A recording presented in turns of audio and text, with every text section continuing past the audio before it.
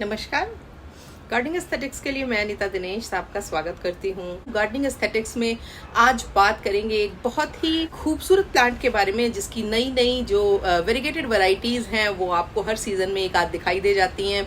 और ये प्लांट देखने में इतना खूबसूरत होता है, खासकर इसकी जो लीव्स होती हैं वो इतनी शाइनी, इतनी फ्लैशी, इतनी स्मूथ होती हैं कि इंडोर्स में तो ये प्लांट बहुत ही ज़्यादा खूबसूरत लगता है। और इसकी जो लीव्स होती हैं उन पे बहुत ज़्यादा जल्दी डस्ट ठहरता नहीं है, तो देखने में वो काफ़ी चमकीली और आकर्षक लगती हैं। इसलिए ये बहुत सारे लोगों का पसंदीदा प्लांट होता है। पर मुश्किल ये आती है कि जब आप उसको खरीद के लाते हैं और वो एक स्टेम होता है और वही एक स्टेम लंबी बढ़ती रहती है, ये प्लांट बुशी नहीं होता है। तो आज मैं आपको ये प्लांट बुशी कैसे हो इसका भी तरीका बताऊंगी, इसकी ओवरऑल केयर कैसे करें, ये प्लांट को आप कहाँ रखें जिससे इसकी ग्रोथ अच्छी होती रहे।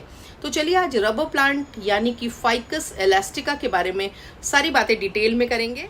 अगर आप मेरे वीडियोस को रेगुलर देखते हैं पर अभी तक आपने मेरे चैनल को सब्सक्राइब नहीं किया है तो आपसे मेरी गुजारिश है कि आप मेरे चैनल को सब्सक्राइब करें। और अगर आप फर्स्ट टाइम मेरे वीडियोस को देख रहे हैं तो मेरे चैनल को सब्सक्राइब जरूर करें। मेरे वीडियोस में आपको गार्डनिंग से रिलेटेड जानकारी के साथ साथ प्लांटिंग आइडियाज से रिलेटेड जानकारी भी खूब मिलेगी। चलिए देर नहीं करते हैं, वीडियो को शुरू करते हैं। सबसे पहले शुरू करते हैं कि रबर प्लांट के जो बेनिफिट्स हैं वो क्या हैं। रबर प्लांट एक एयर प्यूरिफाइंग प्लांट है और यहाँ तक कि आपके ड्राई रूम एटमॉस्फेयर में ये ह्यूमिडिटी को बढ़ाने वाला प्लांट होता है। इसके साथ ही इसके अंदर एंटी इन्फ्लेमेटरी प्रॉपर्टीज़ होती हैं। और रबर प्लांट एक फास्ट ग्रोइंग प्लांट है, नीट एंड क्लीन प्लांट है। और इसमें ज़्यादातर इसकी जो वैरायटीज़ हैं उसमें जो पेस्ट इन्फेस्टेशन है किसी भी तरह का या डिजीज़ेज़ हैं वो लगभग ना के बराबर पाई जाती हैं। इसलिए ये प्लांट एक बहुत ही ज़्यादा easy to grow, easy to maintain plant है। और आप इसको थोड़े समय के लिए अपने बेडरूम्स में, अपने किचन्स में, अपने बाथरूम्स तक में आप इसको रख सकते हैं। और ये प्लांट को आप कम से कम 6-7 दिनों तक इंडोर्स में रखें, पर उसके बाद आप इसको सन के लिए बाहर आपको निकालना पड़ेगा। सुबह के वक्त अर्ली मॉर्निंग या रात में लेट इवनिंग आप इसको बाहर निकालें, थॉरोली वाटरिंग करें, शेड में रखें, फिर 2-3 दिनों बाद इस बाहर जो इसकी जगह है वो वहाँ पर रखें, सो दैट कि कहीं ऐसा ना हो सूरज की तेज़ गर्मी इस प्लांट को सडनली बाहर निकाले जाने पर नुकसान पहुँचा दे। सबसे इम्पॉर्टेंट जो क्वेरी है वो ये होती है कि रबर प्लांट को सन लाइट पसंद है या इसको हम शेड में रखें, सेमी शेड में रखें, कहाँ रखें। रबर प्लांट एक ट्रॉपिकल प्लांट है। सारे ही ट्रॉपिकल प्लांट्स को सन पसंद होता है और उनको सनलाइट की रिक्वायरमेंट अच्छी तादाद में होती है। पर क्योंकि उनके यहाँ आफ्टरनून के बाद almost every day alternate day rainfall हो जाती है, क्लाउडी हो जाता है, इसलिए उनको जो हमारे यहाँ मई जून में तेज दोपहर की धूप होती है उसकी आदत नहीं होती है, वो उनकी लीव्स को बर्न कर सकती है। इसलिए आप इसको एक ऐसी जगह पे रखें जहाँ पर ये बहुत सारे ट्रॉपिकल प्लांट्स के साथ रखा हो, सो दैट कि सिर्फ इसके ऊपर पूरी धूप ना पड़े और बड़े प्लांट्स के शेड में हो ये, अगर आपने इसको साउथ डायरेक्शन में रखा है तो। पर इसके लिए जो माफिक डायरेक्शन है वो वेस्ट है। वेस्ट में इसको इसकी रिक्वायरमेंट के अकॉर्डिंग धूप मिलेगी, जहाँ पर इसकी पत्तियों का कलर खूबसूरत बना रहेगा, इसकी पत्तियाँ शाइनी और लस्ट्रस बनी रहेंगी और ये प्लांट ग्रो भी अच्छे से करेगा। अगर आपके पास वेस्ट में जगह नहीं है तो आप इसको किसी भी ईस्ट फेसिंग एरिया में रख सकते हैं। वहाँ पर भी ये प्लांट की जो लीव्स होती हैं वो सुंदर बनी रहती हैं, वो बर्न नहीं होती हैं, उनकी शाइन और उनका जो खूबसूरती है वो मेंटेन रहती है। पर इस प्लांट को इंडोर्स में या बहुत ज़्यादा छाएं वाली जगह में जहाँ पे बिल्कुल भी धूप नहीं आती है वहाँ पे ना रखें, क्योंकि उससे ये प्लांट में तरह तरह की प्रॉब्लम्स होंगी, इसकी ग्रोथ नहीं होगी, इसमें रूट रॉट होने का प्रॉब्लम भी बढ़ जाएगा। रबर प्लांट को धूप की ज़रूरत होती है। धूप कितनी चाहिए? मई जून में जो दोपहर की तपती हुई गर्मी है, जला देने वाली, झुलसा देने वाली, वो उनको नहीं चाहिए। इसके अलावा उनको धूप चाहिए, चाहे सर्दियां हों चाहे गर्मियां हों। रबर प्लांट को ग्रो करने के लिए हॉट एंड ह्यूमिड क्लाइमेट चाहिए। जितने भी ट्रॉपिकल प्लांट्स होते हैं उनको धूप सहने की आदत होती है, पर आफ्टरनून में क्योंकि नॉर्मली उन जगहों पर रेनफॉल हो जाती है किसी न किसी फॉर्म में थोड़ी ज़्यादा, तो उन प्लांट्स को सूरज की जो गर्मी होती है उससे राहत मिल जाती है। हमारे यहाँ समर्स जो होती हैं वो काफ़ी ड्राई होती हैं। जैसे जैसे रेनी सीज़न आता है हमारे यहाँ की हवा में ह्यूमिडिटी बढ़ती जाती है। वो मौसम तो रबर प्लांट के लिए या और ट्रॉपिकल प्लांट्स के लिए बहुत अच्छा होता है, पर गर्मियाँ क्योंकि ड्राई होती हैं तो वो हमारे यहाँ के प्लांट के लिए तकलीफ देह होती हैं। गर्मियों में सूरज की तेज़ गर्मी से ज़्यादा नुकसान जो ड्राई हॉट विंड्स होती हैं वो हमारे ट्रॉपिकल प्लांट्स को पहुंचाती हैं, क्योंकि tropical plant dry hot wind के आदी नहीं होते हैं। इसलिए बहुत ज़रूरी है कि गर्मियों में स्पेशली मई जून में आप अपने प्लांट को रेगुलर मिस्ट करें, यानी कि उसके ऊपर कम से कम दिन में एक बार पानी की अच्छी बौछार करें, जिससे उसकी पत्तियों में पर्याप्त मॉइस्चर बना रहे, प्लांट में वो ड्राइनेस ना आ पाए और जिसकी वजह से प्लांट की ग्रोथ पे असर पड़े या फिर प्लांट की लीव्स जो हैं वो बर्न होने लगे और प्लांट ख़राब लगने लगे। रबर प्लांट को वाटरिंग की ज़रूरत होती है, स्पेशली हमारे यहाँ के मई जून के महीने में। हमारे यहाँ मॉनसून में इनकी जो ग्रोथ होती है वो मैक्सिमम होती है, क्योंकि जो एटमॉस्फेरिक कंडीशन है, जो वेदर है, वो इनके लिए माफिक होता है। अब दूसरी बात आती है कि रबर प्लांट में वाटरिंग का लेवल क्या होना चाहिए। रबर प्लांट या और भी जितने ट्रॉपिकल प्लांट हैं उनको रेगुलर वाटरिंग की ज़रूरत होती है। गर्मियों में उनको आपको दोनों टाइम वाटर देना पड़ेगा और वाटरिंग भी ऐसी होनी चाहिए जो थॉरली होनी चाहिए। और आप मिस्ट एक टाइम उनको ज़रूर करें, खासकर जब मई जून के महीने में जब बहुत ज़्यादा गर्मी पड़ रही होती है तो प्लांट की लीव्स पे अगर आप मिस्टिंग करेंगे, खूब अच्छे से उनको वॉश करेंगे, भिगोएंगे, तो दिन भर के लिए उनके अंदर मॉइस्चर का लेवल प्रिजर्व होगा, बना रहेगा और आपकी प्लांट की पत्तियाँ बर्न नहीं होंगी।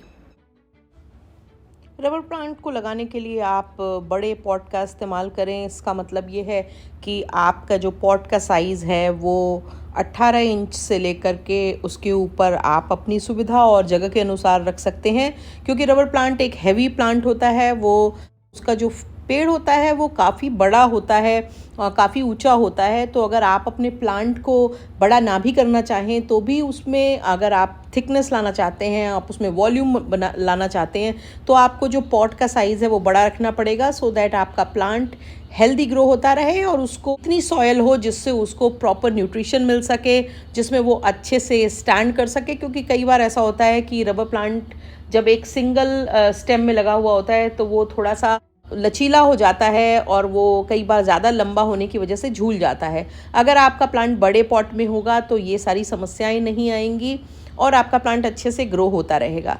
रबर प्लांट के संग एक बात और बहुत इंटरेस्टिंग और ध्यान रखने की है कि बहुत सारे प्लांट की तरह जब ये रूट बाउंड हो जाते हैं तो इनको परेशानी नहीं होती है। उल्टे रबर प्लांट की जो ग्रोथ होती है वो अच्छी तभी होती है जब ये प्लांट रूट बाउंड हो जाता है। तो इसलिए कहीं पर देख करके, सुन करके आप अपने अच्छे से ग्रो हो रहे रबर प्लांट को रूट बाउंड होने पर जल्दी जल्दी उसकी रीपॉटिंग ना करें। और क्योंकि कई बार रीपॉटिंग करने के बाद प्लांट के ख़राब होने का डर होता है। इस प्लांट को रूट बाउंड होने पर आप उसको उसी पॉट में लगे रहने दें। बहुत ज़्यादा हो तो ऊपर की 6-7 इंच की मिट्टी निकाल करके नई मिट्टी जो कि ऑर्गेनिक मैटर में रिच हो उसको दोबारा भर दें, सो दैट कि थोड़ा सा जो उसकी जो सॉयल है वो रीप्लेनिश हो जाए, दोबारा उसमें ताकत आ जाए। अपने रबर प्लांट को बुशी बनाने के लिए, घना बनाने के लिए आपको 2 काम एक साथ करने हैं। पहली बात तो ये है कि आपको अपने रबर प्लांट की जो टिप पे जो नई लीव निकल रही है उसको रिमूव कर देना है। उस लीव को रिमूव कर देना है। अगर 2 ब्रांचेस हैं तो दोनों की कर दीजिए, एक है तो एक के ऊपर की जो टिप पे लीव है उसको रिमूव कर दीजिए। उसके बाद आपको अपने प्लांट में NPK 10:10:10 के कॉम्बिनेशन में नाइट्रोजन रिच फर्टिलाइज़र यूज़ करना है। अगर आप केमिकल फर्टिलाइज़र यूज़ नहीं करना चाहें तो आप बोन मील और मस्टर्ड केक का पाउडर अपने प्लांटर की कॉर्नर की तरफ एजेस पे थोड़ी सी सॉयल को 1 इंच सॉयल को रिमूव करके और डालें और उसके बाद उसको ऊपर सॉयल को कवर अप कर दें। पॉट में खूब अच्छे से पानी भर दें ताकि जो मस्टर्ड केक होता है वो थोड़ा गर्म होता है और गर्मियों में वो आपके प्लांट में ज़रा सा भी ज़्यादा हो जाए और सीधे रूट पे पहुँचे तो लीव्स को बर्न कर सकता है, प्लांट की पत्तियों को पीला कर सकता है। ये आप करके अपने प्लांट में मल्टीपल ब्रांचेस ले सकते हैं। और मैंने अभी 10 दिन पहले इस प्रोसेस को किया था और आप ये देखिए कि ऊपर की ये टिप रिमूव करने के बाद नीचे से मेरे प्लांट में नई ब्रांचेस आना शुरू हो गई हैं। और ये प्लांट में जब थोड़ी सी ये जो ब्रांचेस हैं ये भी जब करीबन आधी फीट के करीब या फिर 1.25 फीट के करीब हो जाएंगी तो मैं इनकी टिप को भी रिमूव कर दूंगी, सो दैट कि फर्दर और ब्रांचेस आ जाएं और प्लांट देखने में घना, बुशी और हैप्पी लगाए। रबर प्लांट में आप एप्सम सॉल्ट को अप्लाई करके भी प्लांट की ग्रोथ को बढ़ा सकते हैं और उसको प्रॉपर न्यूट्रिशन प्रोवाइड कर सकते हैं। एप्सम सॉल्ट रबर प्लांट के लिए भी एक बेहतरीन फर्टिलाइज़र का काम करता है। आपको आधे चम्मच के करीब एप्सम सॉल्ट को 1 मग पानी में डिज़ोल्व करके अपने प्लांट में अच्छे से डालना चाहिए और जिससे उसकी रूट्स पूरी तरह से एप्सम सॉल्ट में भीग जाए और ये आपके प्लांट को हेल्दी बनाने का और ग्रोथ बढ़ाने का बहुत ही अच्छा माध्यम है। रबर प्लांट को आप बहुत ही आसानी से स्टेम कटिंग से प्रोपगेट कर सकते हैं। बस आपको एक लीफ के नीचे और ऊपर के 1-1.5 इंच के हिस्से को इस तरह से काट के अलग कर लेना है और आप इसको पानी में डाल करके रूटिंग होने के बाद भी ट्रांसप्लांट कर सकते हैं और इसके साथ ही आप सीधे इसको सॉइल में लगा करके रूटिंग होने तक के लिए इसको छोड़ सकते हैं और करीबन 2 से 3 सप्ताह में बारिश के मौसम में इसमें आराम से रूट्स आ जाती हैं। गर्मियों के दिनों में भी अगर आप इसको हल्के से शेड में रखें और वाटरिंग का ध्यान रखें तो इसमें करीबन 15 से 20 दिन में आराम से इसमें रूट्स निकल आती हैं। इसके अलावा प्रोपगेशन का एक मेथड एयर लेयरिंग का भी है और बारिश के मौसम में आप इस तरह से अपने रबर प्लांट के स्टेम में चीरा लगा करके और उसमें मॉस या फिर कोकोपीट को बांध करके और इस तरह से पॉलीथीन से या किसी टेप से कवर करके छोड़ सकते हैं और कुछ दिनों बाद जब उसमें रूट्स आ जाएंगी तो आप इसको पोर्शन को कट करके और अलग जगह ट्रांसप्लांट कर सकते हैं। अगर आपके रबर प्लांट की लीव्स स्प्लिट हो रही हैं, फट रही हैं या वो बीच में से क्रैक हो रही हैं तो फिर आप उनमें जो मॉइस्चर का लेवल है उसको बढ़ाएं, यानी कि उनमें मिस्टिंग करें। उसमें जो प्लांट की जो सॉइल है कोशिश करें कि वो मॉइस्ट बनी रहे सो दैट कि आपके प्लांट में ये प्रॉब्लम नहीं आए। कई बार ये प्रॉब्लम बहुत प्लांट की ग्रोथ की वजह से या ओवर फर्टिलाइजेशन से भी आती है, तो आप ये आइडेंटिफाई करें और जब ये आप आइडेंटिफाई कर लेंगे प्रॉब्लम को आप कंट्रोल कर लेंगे। रबर प्लांट को जब आप बीच से काटते हैं या उसकी लीव्स को निकालते हैं तो वाइट कलर का जो मिल्की सब्सटेंस होता है जिसे कि लेटेक्स कहा जाता है, और पुराने ज़माने में तो इससे नेचुरल रबर बहुत तादाद में बनाया जाता था। ये जो सैप होता है रबर प्लांट का ये पॉइजनस होता है, इसलिए जब भी आप रबर प्लांट की कटिंग करें, उसकी लीव्स को हटाएं तो अपने हैंड को अच्छे से सोप से वॉश करें। अंदर जब रबर प्लांट रखें तो ये देखें कि आपके पेट्स और आपके बच्चे उनकी लीव्स को टच ना करें, उनकी लीव्स को ना तोड़ें और सो दैट कि ये जो पॉइजनस सब्सटेंस है उनको किसी तरह से हार्म ना कर सके। और आप जब भी रबर प्लांट की प्रूनिंग करें, उसकी ग्रूमिंग करें, कुछ भी करें तो ग्लव्स को अगर पहने तो बेहतर रहेगा। तो चलिए जल्दी से सब्सक्राइब कीजिए, बेल आइकन दबाना बिल्कुल मत भूलिएगा और अपने गार्डनिंग लविंग फ्रेंड्स के संग शेयर करना भी नहीं भूलिएगा। और अगर वीडियो पसंद आए तो प्लीज़ उसे लाइक ज़रूर करें। Thank you very much.